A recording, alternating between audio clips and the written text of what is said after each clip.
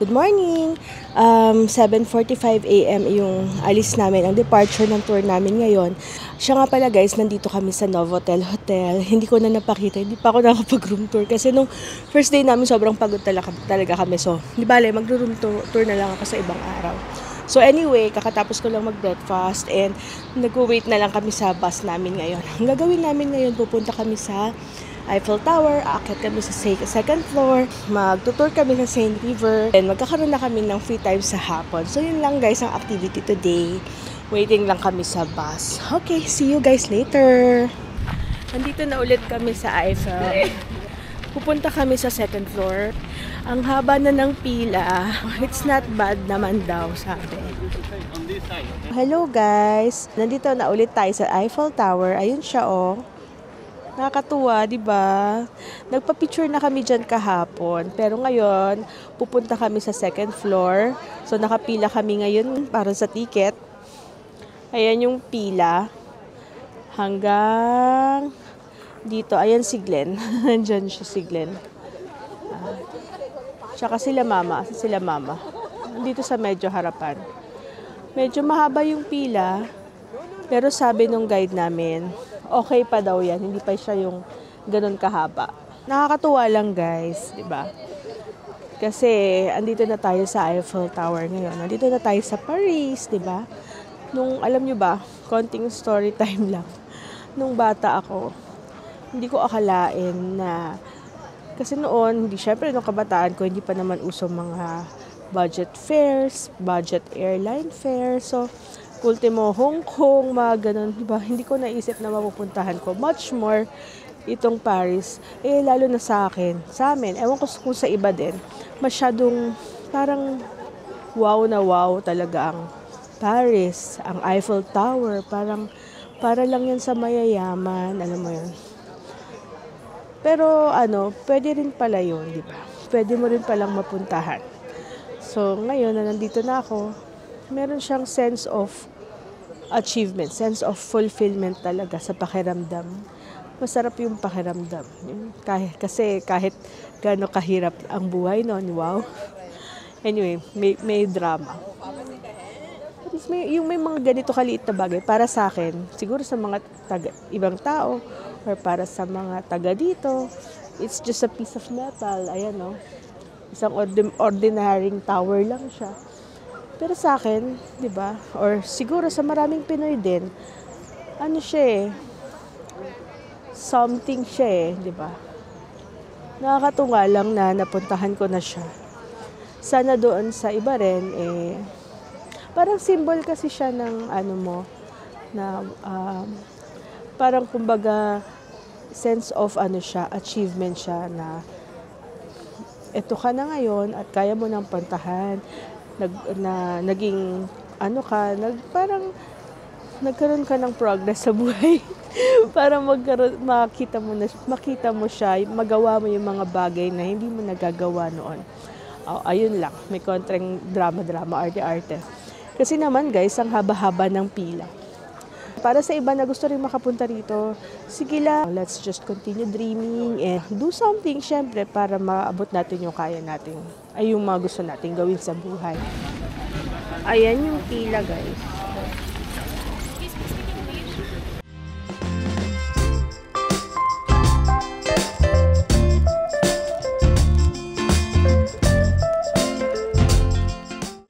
Andito ako ngayon sa second floor ng Eiffel Tower. Yeah. And this is the city behind. Yeah. And this is the city.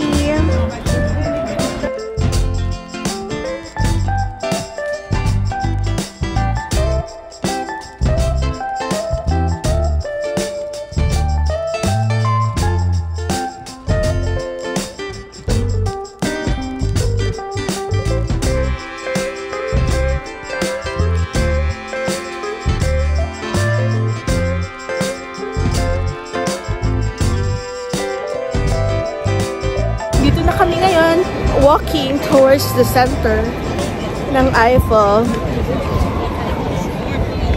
Mag-video kami. sa taas.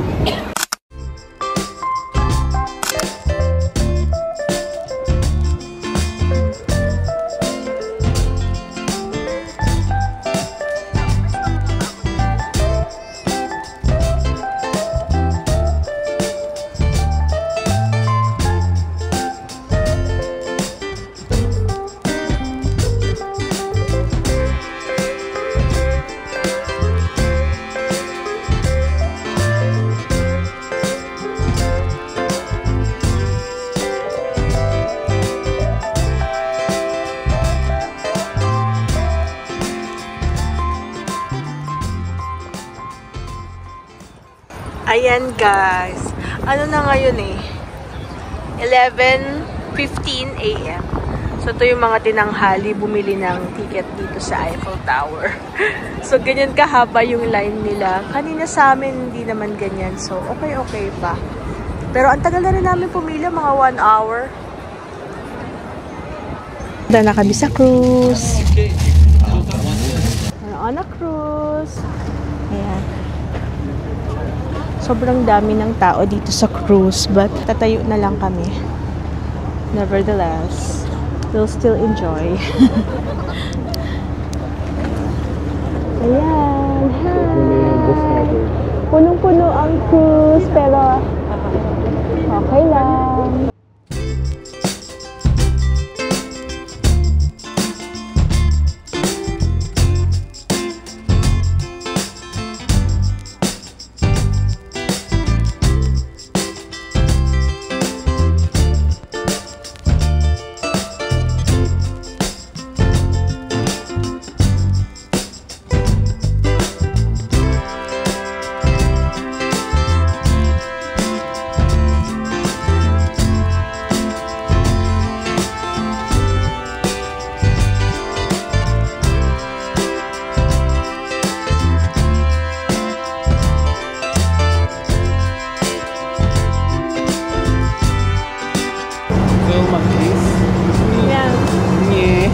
Ayaw naman ako.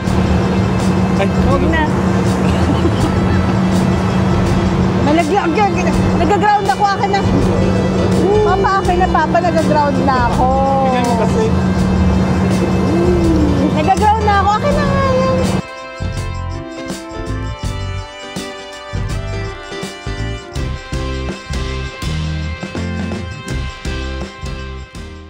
Pagod na kami. Nakatayo. So, upo na lang kami.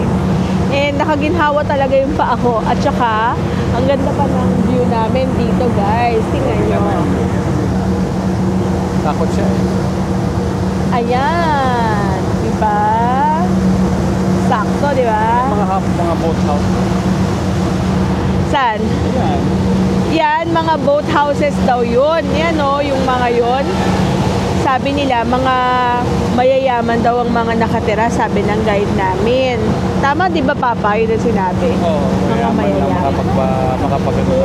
Mga mayayaman lang kayang magkaroon ng mga boat houses. Yung isa, yung restaurant ko, may mga boat houses. Ito pala yung mga boat houses. Ayan. Yan. Restaurant daw yun. May naaalala ka ba sa mga area na to? Gusto ko makita ang Notre Dame eh. Yan yung post office. Post office? Oo. Wala kayang shark dito? Yun, nanood ka ng movie. Wala kayang shark dito? Anong pangalan ng movie? Shark. Ano nga? Shark in Paris ba yun? Shark in Paris. Uy, shark! Ganda ka naman. There's a shark! Canal. Ay, di pala. Bridge.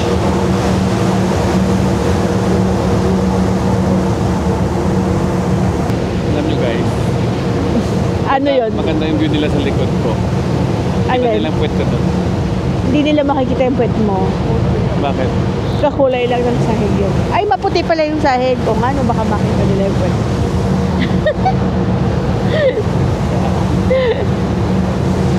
Mga bakit? Ayoko tumira dito sa Paris. Bakit? Ba't tayo mo tumira? Eh, syempre, masoko ko sa Pilipinas.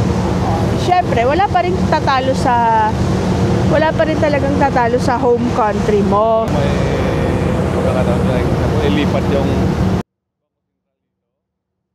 tapos ilipat yung bahay natin dito aso. Oo. Ayoko naman bahay ko sa bahay. Grabe ka. Uy, may makarinig sa'yo. Mapanood nila yung vlog natin. No? Yung sa sahig. Pakita ko yung ang baba. Kasi sa mga panood na ako nito sa internet natin.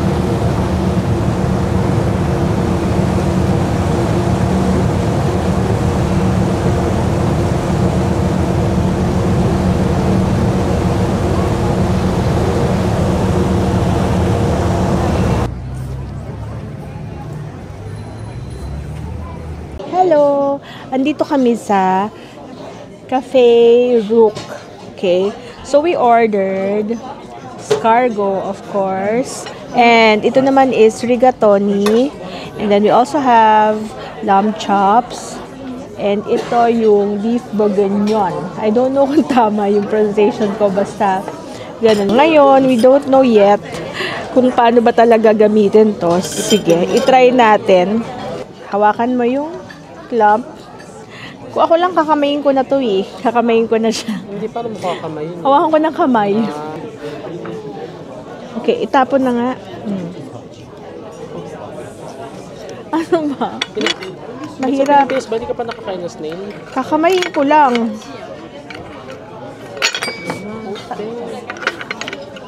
O, ganyanin ko na nga siya. Sobrang hirap kaya. Huwag mo pa ganun, pa-out. Pag ganyan. Oo. Ganyan. Ayan, okay. Ayan, tandaan. tapos. Ano siya? Sungkitin mo na. Huwag mo na, ipapasok mo na naman. Ayan. Oo. Kakapakita Ayun, mo kasi. shit, ang laki. O, subo.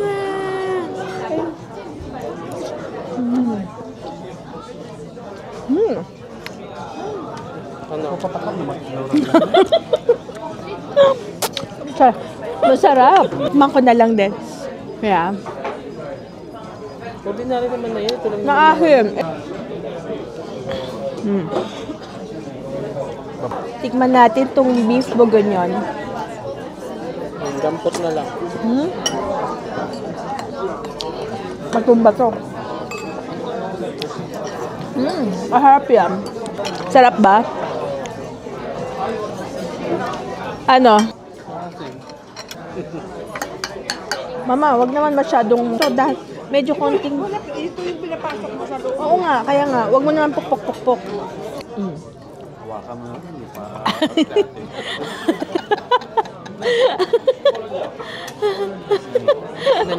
Parang bagong food to. Kunin nyo. Ayan, ayan, ayan. Yung pangalan nito. Ayan. Lamb. Hindi, yung kaso, escargot. Escargot. How about you, Mama? You like it? Ang ganyan. Oo. Hindi Sarap. natin kasi wala kasi tayong ganyan. Kaya parang na... Meron naman tayong ganito sa Meron, Pilipinas. kumakain ako ng ganito. Oo. Pag napanood mo yung Pretty Woman. Bakit? Lumipad? Yung kinakain. Kaya agad-agad ako lumilipad. Kasi nga ano siya eh, parang cheap girl siya. Parang, ay, meron pa ba to? Huwag mo na ibalik dyan. Hindi ko tuloy alam kung meron pa to. Hello guys! Nakapasok na kami dito sa The Louvre. At ang lawak.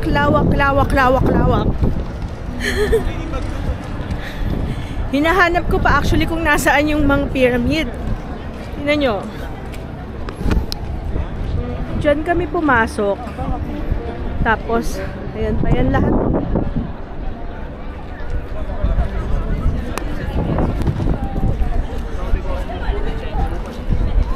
Ayun na! Ayun na yung pyramid. Ang dami ko napapanood ng mga movies about this, guys. Pero ang daming tao.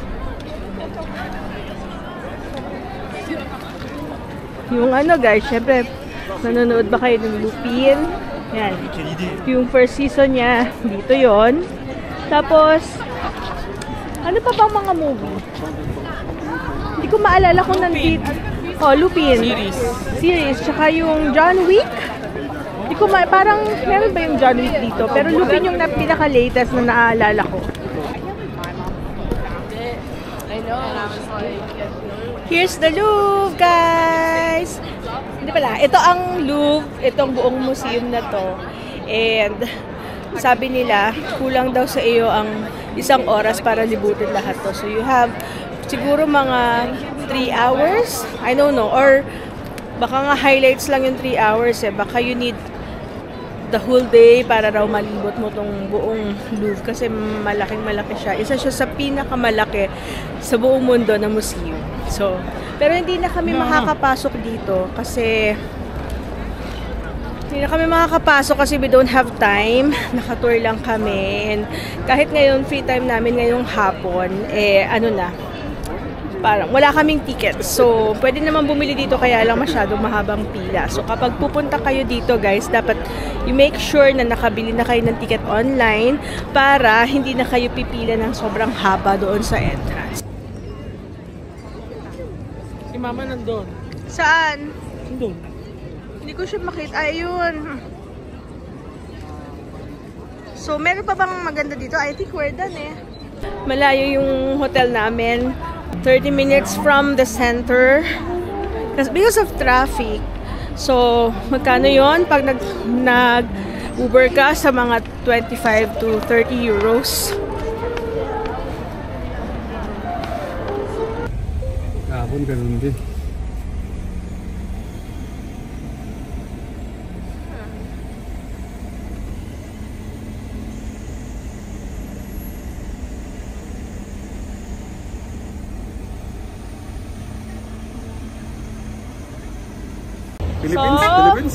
Philippines? Ay, Philippines? Africa.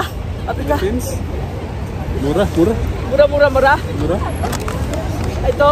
Oh. 3 piso. 5 piso. Yeah. Ganun sila dito guys. Kasi kakulay niya yung mga nagbebenta. Oo, nagsalita ka. Eto na siya, oh. Yeah! Ito ay landmark sa France. Arc de Triomphe. Symbol ito nung mga nagsakripisyo nung war sa kanila. And sabi kahapon sa guide, meron daw nakalibing dito na soldier, pero hindi named yung soldier. Basta it's a symbol ng heroism or ng katapangan ng mga lumaban before for France. Yung mga soldiers for France. So, ito yung symbol nila. So, para sa kanila, ito ay isang mahalagang landmark. Mahalaga tong landmark na to para sa kanila kasi it's a symbol of their courage and patriotism sa bansa nila. Philippines? No. Mura. No. Wala. Kasi guys, dito, habang nandun kami sa tour, every time bababa kami sa mga landmarks like sa Versailles, merong mga nagpitinda ng mga black tea. Benibentahan kanila ng ref magnet, tsaka yung mga keychain ng Paris. Sobrang mura sa kanila. Okay lang naman, bumili si Mama. Pero ingat-ingat pa rin guys ha, kapag bibili kayo sa mga. Okay naman sila, pero mag-iingat pa rin kayo talaga lagi. Lagi kahit nasaan kayo, lagi tayong mag-iingat. Dito sa harapan natin, ito na yung shop. Elysee. It's a mall, no? Tuloy-tuloy na siyang mall. Yan, yung mahabang yan. Kung may energy pa kayo, pag kayo nandito, pwede na kayong, pag may pera, pwede kayong maglakad dyan at magpasyal-pasyal kayo dyan. Pero kami, bukod sa giba-giba na yung paana talaga namin, wala rin kami pambili. Hindi talaga namin planong mag-shopping dito sa Paris. Ang plano namin ay busugin lang ang aming mga mata.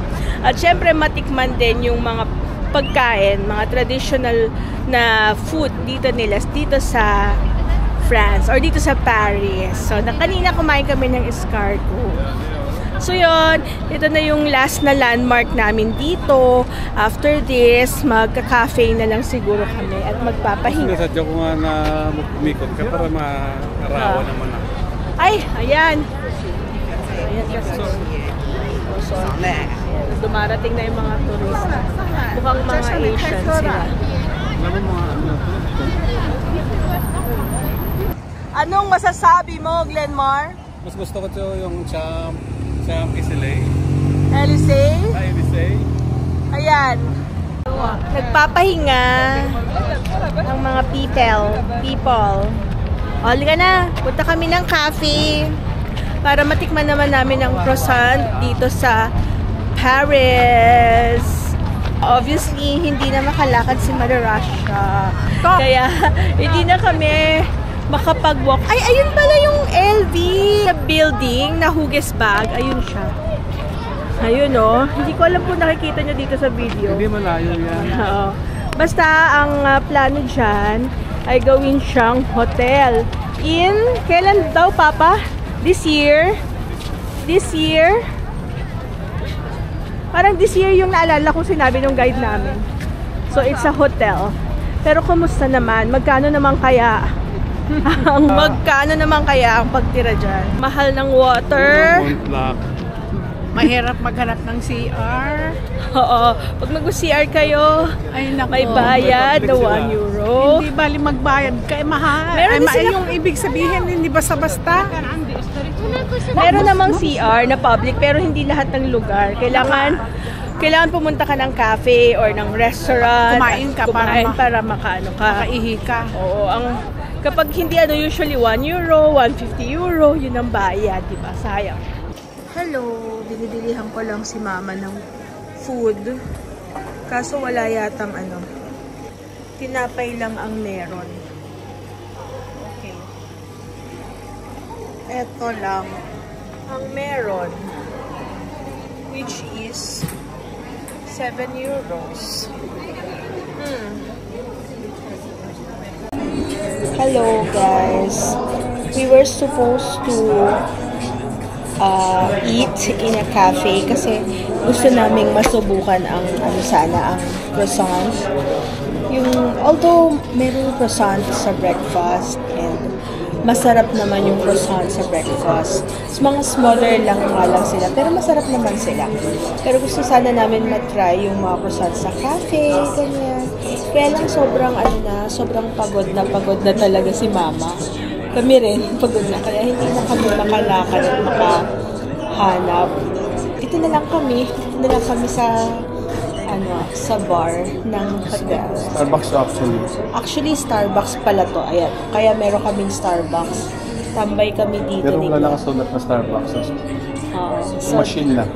yeah. So, this is our last day in Paris. And tomorrow, babiyahe na kami to Switzerland. But before going there, dadaan muna kami sa Lyon. I think Lyon is part of France pa din. Chill today. It's, what time is it? It's 6:30 in the evening.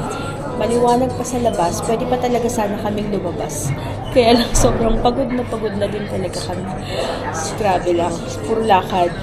Ewan ko nga si Mama kung kasi marami pa kami travel pa kami Switzerland and then Italy pa. So sana kaya pa ni Mama. Ayun guys. Si Jay lumabas kasi nagtingin siya ng mga art materials na nag-picture na rin. Yun kasi may energy pa siya. Kami talagang giba na talaga. So, let's chill muna guys. Harap. Let's eat guys. Probably this will be our dinner. Kami ni Glenn. Pero ewan ko mamaya kasi pinabili ko na lang si Jay ng croissant and ng Starbucks mug from France. Siguro yun. Yung croissant na lang din ang dinner namin, pati nila Mama. Meron pala kaming baon na shirataki rice. So yun ang kinain namin sa dinner kagabi. Kasi masarap din. Alam mo ang ulam pala namin sardines. Kasi, yun, ako, yung yung ordinary sardines kami ni Glenn, yung mga Ligo, 555. Pero si Jay, meron siyang Del Monte. So, yun ang kinain namin kagabi. Kasi guys, kaya sardines yung dinala ko. Kasi nung una, corned beef dapat. Nabasa ko na bawal pala yung sa airport na magdala ng mga meat products. Ayoko na mag-take the risk. Tinanggal ko na lang at sardines na lang yung nilagay ko. Okay, kakain na kami. See you tomorrow in Lyon.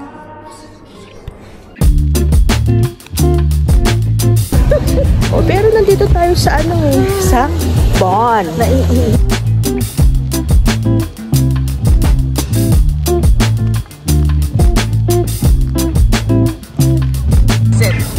pupa.